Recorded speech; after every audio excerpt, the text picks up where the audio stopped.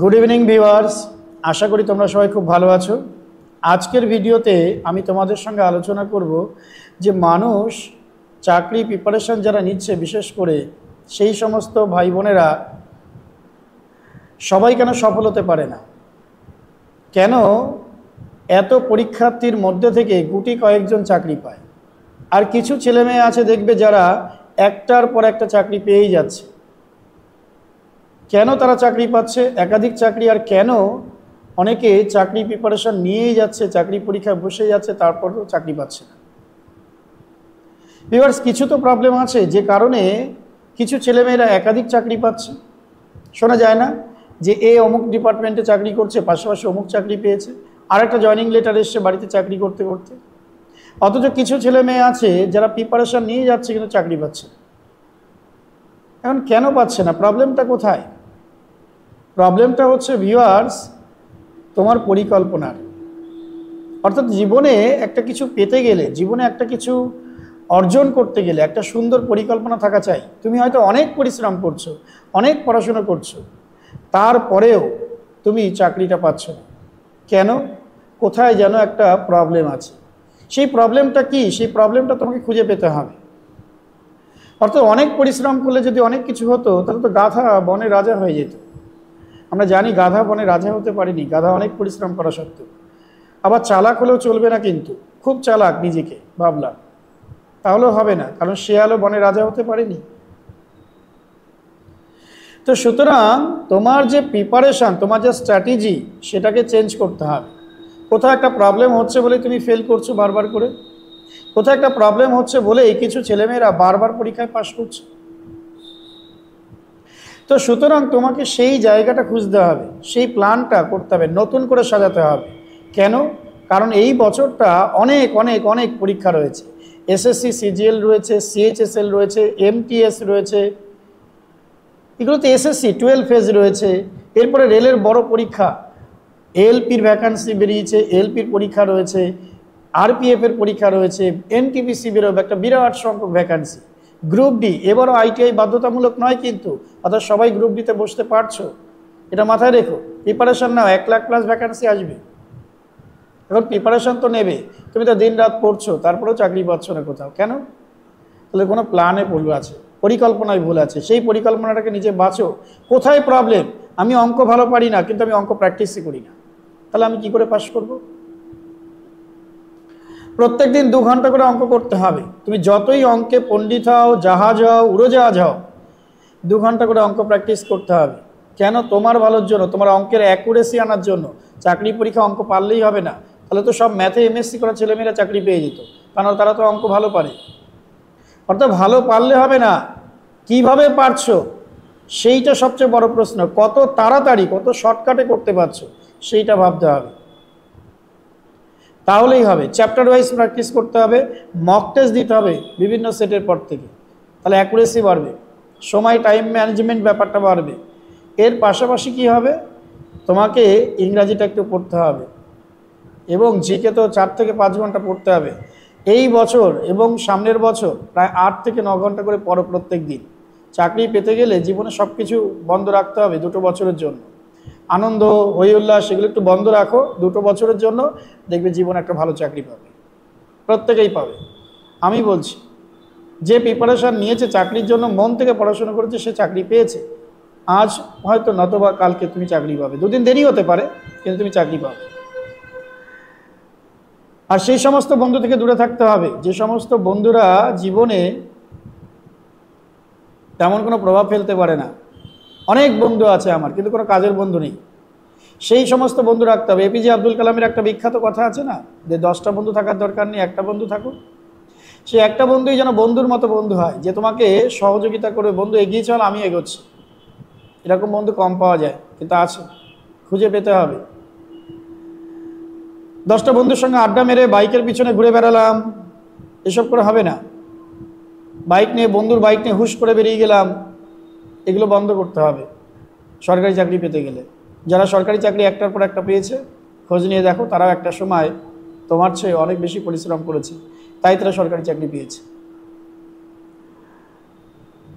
তো বন্ধু বান্ধব ঠিকঠাক রাখতে হবে, পড়াশোনার জন্য নিজেকে ঘরবন্দি করতে হবে।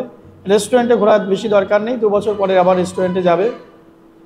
আর মেয়েদের কথা একটা কথা বলি, তোমরা আমার ছোট বোনের মতন, তোমরা আমার কথায় কষ্ট পাবে না, কিন্তু বাস্তব প্র্যাকটিক্যালটা হচ্ছে এটাই। তোমাদের সবচেয়ে বড় দুর্বলতা কি বলো তো? তোমাদের সবচেয়ে বড় দুর্বলতা হচ্ছে তোমাদের হাতে অপশান আছে। কি? আমরা চাকরি প্রিপারেশন নেব, যদি চাকরি না পাই তাহলে বাবা মা একটা ভালো ঘরে বিবাহ দিয়ে দেবে।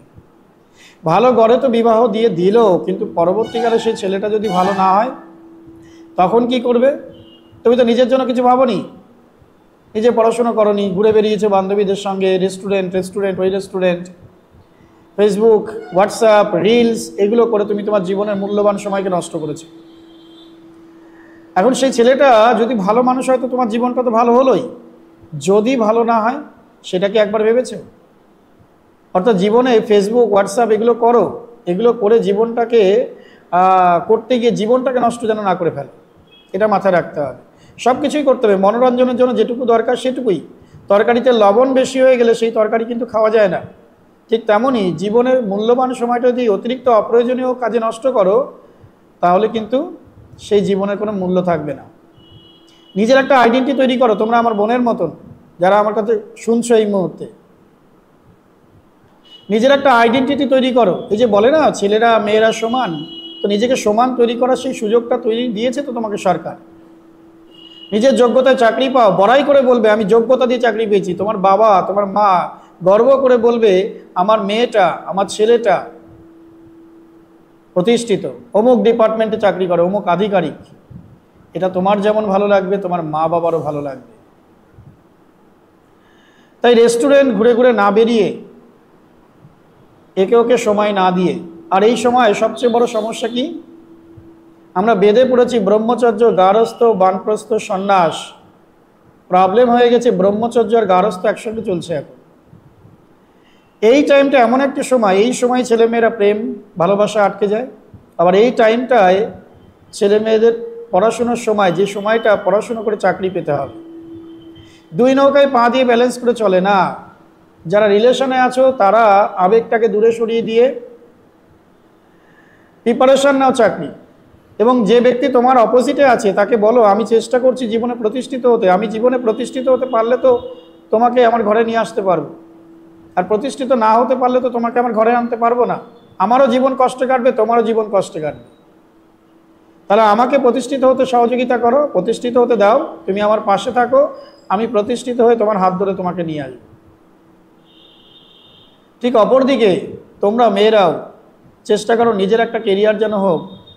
দেখবে একটা কথা আছে, বাংলায় প্রবাদ বাক্য আছে, সুন্দরী মেয়েদের কপালে সুখ জোটে না। শুনতে খারাপ লাগতে পারে, কিন্তু আমার কথায় কষ্ট পেও না। কেন জানো এই কথাটা বলে? একটা মেয়ে ক্লাস 9 থেকে যখন ওঠে, 9-এ ওঠে, তার পিছনেই ছেলেরা ঘুরতে শুরু করে, সেই মৌমাছি ভ্রমরের মতন ঘুরে বেড়াচ্ছে। মেয়েটা এই যে 9 থেকে শুরু হলো, তার পিছনে ছেলে মেয়ে ঘোরা, সুন্দরী মেয়ে সবাই তার পিছনে হুমড়ি খেয়ে পড়বে। মেয়েটা সবাইকে না বলে দিয়েছে, তারপরেও তার পড়াশোনায় কিন্তু ব্যাঘাত ঘটছে, তার সবাই এসে তাকে ডিস্টার্ব করছে। তো মন একটা দিন না একটা দিন তো ঘুরবে। ফলে এই সময় থেকে তাদের পড়াশোনা ডিস্টার্ব শুরু হয়ে যায়, তারা এদিক ওদিকে ঘুরতে ঘুরতে সময় নষ্ট করে। এবং দেখা যাচ্ছে 2 বছর 1 বছর পরে ছেলেটা, কোনো একটা ছেলে, 10টা ছেলের মধ্যে একটা ছেলেকে সম্মতি দিল। তোমরা বোনেরা শুনে রেখো যে এই ছেলেগুলো কিন্তু সমস্ত মেয়েদের পিছনে ঘুরে বেড়াচ্ছে। কোনো ছেলেদেরকেও আমি কষ্ট দেওয়ার কথা বলছি না, সমাজে কিছু ছেলে আছে তারাও পড়াশোনা না করে এই মেয়ে ওই মেয়ের পিছনে ঘুরে বেড়াচ্ছে। এদেরও কেরিয়ার কিন্তু 4-5 বছর পরে এরা অনুভব করতে পারবে, কিন্তু তখন আর কিছু করতে পারবে না। ভ্যালু অফ টাইম পড়েছো না তোমরা ছোটোবেলায় প্যারাগ্রাফ, সেটাকে বুঝতে হবে। জীবন থেকে সময় সরে গেলে তুমি আর জীবনে কিচ্ছু করতে পারবে না। একটা সময় পরে গিয়ে মনে হবে এই জীবনটা ব্যর্থ, পরের জন্মে হয়তো ভালো কিছু করব, এভাবে আর সময় নষ্ট করব না। ঠিক তেমনই মেয়েটা সেই ছেলেটাকে একটা সময়, ছেলেরা পিছনে ঘুরতে ঘুরতে যারা ঘুরছে, একটা সময় কিন্তু সম্মতি দিয়ে দেয়। আর এই সম্মতি দেওয়া মানে কি? 2 বছর পরে সম্মতি দিল ছেলেটাকে, মেয়েটা আমার পিছনে 2 বছর সময় দিয়েছে, তার মানে বিরাট আমাকে ভালোবাসে। কিন্তু না, তুমি তাই ভেবে বসে আছো বিরাট ভালোবাসে। তারপর দেখবে 6 মাস তার সঙ্গে ঘোরার পরে তোমার পড়াশোনা আরও ক্ষতি হয়ে গেল। তারপর 1 বছর 2 বছর পরে ছেলেটা বলবে আমি তোমাকে ভালোবাসি না, আমার সমস্যা আছে, আমার বাড়ি থেকে মারবে না। ফলে তোমার জীবনের আরও ভ্যালুয়েবল টাইম নষ্ট হয়ে গেল। পড়াশুনো তো প্রথম 2 বছর তো হলোই না, পরের 2 বছর আবার গেল। কলেজে উঠে কি করলে, আবার সেই একই ব্যাপার চলছে, পড়াশোনা এটা দুটো। আলটিমেটলি একটা সময় পরে গিয়ে দেখবে তুমি তোমার পড়াশুনোটাকে নষ্ট করেছো, মূল্যবান জিনিসটাকে হারিয়ে ফেলেছো। সুতরাং তখন গিয়ে তুমি যদি দেখো যে তখনও তুমি সিরিয়াস হচ্ছ না, তারপরে আরও 2 বছর 1.5 বছর এভাবে বন্ধুদের সঙ্গে কাটাতে পারে, তারপর অনুভব করবে যে না এবার সময় এসেছে। কিন্তু তখন দেখবে সময়টা অনেক নির্মম হয়ে যাবে, কারণ ততদিনে কম্পিটিশান অনেক বেড়ে যাবে। তুমি আর চাইলে যে ফাঁকিটা দিয়েছো সেই ফাঁকিটাকে তুলতে সহজে পারবে না, পারবে অনেক জেদ লাগবে, সেই জেদটা সবার থাকে না। তাই সময়টাকে অপচয় করো না। প্রত্যেকটা ছেলে, প্রত্যেকটা মেয়ে, সবাইকে বলবো যারা আমার কথা এই মুহূর্তে শুনছো, প্রিপারেশান ঠিকঠাক করে নাও। এবছর অনেক পরীক্ষা, অনেক। যদি তুমি ঠিকঠাক করে প্রিপারেশান করতে পারো তাহলে দেখবে একটা চাকরি তুমি পেয়ে যাবে। আর তুমি একটা চাকরি পাওয়া মানে তোমার পরিবারটা আনন্দে ভরে যাবে, তোমার পরিবারের আর্থিক কষ্টটা আর থাকবে না। এখন তুমি চাও, যদি এটা চাও যে জীবনে কিছু করব, তাহলে এটাই তোমার জন্য কিন্তু উপযুক্ত সময়। ইংরেজিতে একটা কথা আছে, ইট ইজ হাই টাইম। এটাই তোমার উপযুক্ত সময়। সব কিছু ভুলে যাও, সব। যারা রিলেশনে নেই তাদের দুঃখে পাওয়ার কোনো ব্যাপার নেই। জীবনে প্রতিষ্ঠিত হও, তোমার জীবনে লাইন দিয়ে দেখবে দাঁড়িয়ে পড়বে সবাই। এই পৃথিবীতে মনে রাখবে একটা কথা, সবাই সফল ব্যক্তিকে কপি করে। আমরা সবাই সফল ব্যক্তিকে কপি করি। সিনেমা আর্টিস্ট আসলে আমরা হুমড়ি খেয়ে পড়ি না? কোনো একটা প্রোগ্রাম, পুজোর সময় কেন পড়ি? সিনেমা আর্টিস্টদের 10খানা হাত, 5খানা পা। তারাও মানুষ, আমরাও মানুষ, কিন্তু তাকে দেখতে আমরা হুমড়ি খেয়ে পড়ি কেন? সেলিব্রিটি।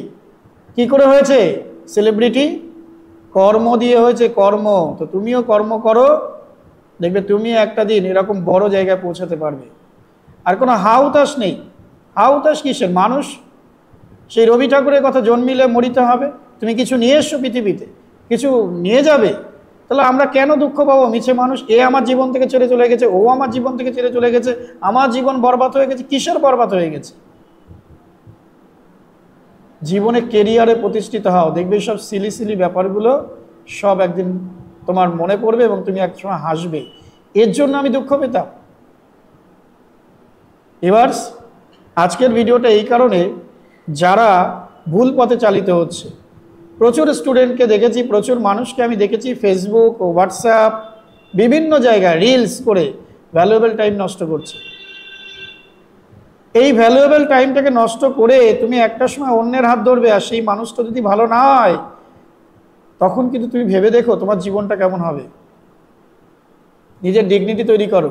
রিলস বানিয়ে ডিগনিটি হবে না। রিলস বানিয়ে তোমাকে মনে রাখবে অনেকে, কয়দিন পরে আবার ভুলে যাবে।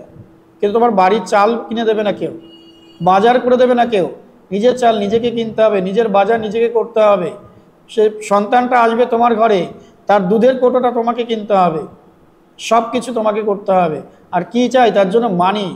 মানি ইজ নট এভরিথিং। পৃথিবীতে মানি সব কিছু নয়, বাট এভরিথিং ইজ মানি।